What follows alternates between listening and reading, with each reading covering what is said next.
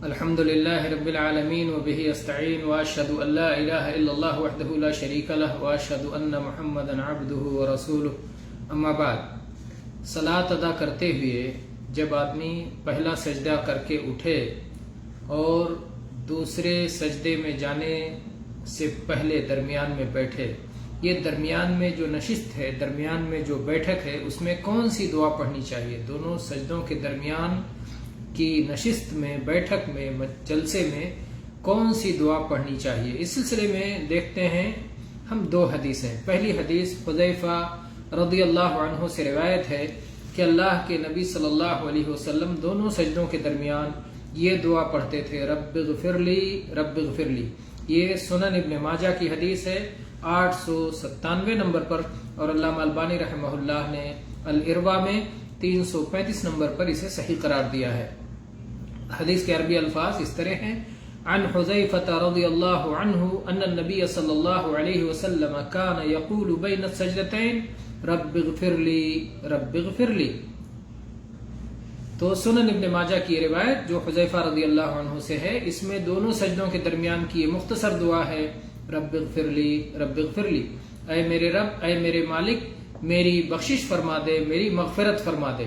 اور یہ بات آپ جانتے ہیں کہ مغفرت میں گناہوں کی پردہ پوشی اور گناہوں کی معافی اور اس کے برے انجام سے حفاظت، یہ سب اس کے معنی میں داخل ہے کہ یا اللہ میرے گناہوں کی پردہ پوشی فرما دے، انہیں معاف فرما دے اور انہیں مٹا دے اور ان کی سزا سے ہمیں محفوظ کر دے۔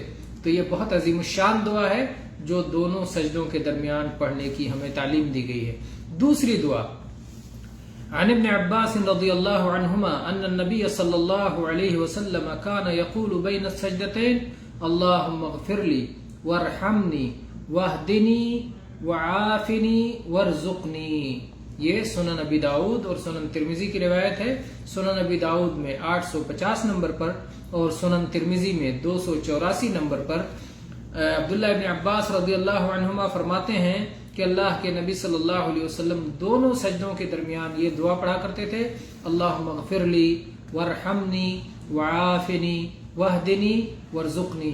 اے اللہ میری مغفرت فرما دے، اے اللہ مجھ پر رحم فرما، اے اللہ مجھے عافیت میں رکھ، اے اللہ مجھے ہدایت عطا فرما، راہ راست دکھلا دے، اور اے اللہ مجھے رزق سے نواز دے، اے اللہ مجھے روزی عطا فرما۔ تو یہ بڑی اہم دعائیں ہیں۔ یہ 5 دعائیں نبی صلی اللہ علیہ وسلم دونوں سجدوں کے درمیان کیا کرتے تھے۔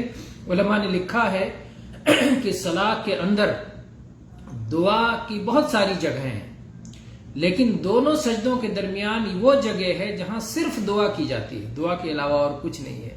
تو یہاں صرف دعا ہی دعا ہے، بخشش کی دعا ہے، اللہ تعالیٰ سے رحمت طلبی ہے، اللہ تعالیٰ سے عافیت طلبی ہے، اللہ سے ہدایت طلبی ہے، اللہ تعالیٰ سے رزق طلب کیا جاتا ہے۔ تو یہ دونوں سجدوں کے درمیان کی دعائیں ہیں، یہ بہت اہم مقام ہے، اس میں غفلت نہیں کرنی چاہیے کہ سجدے سے اٹھے دوبارہ سجدے میں چلے گئے اور یہ مختصر سی دعا بھی نہ پڑھ سکے۔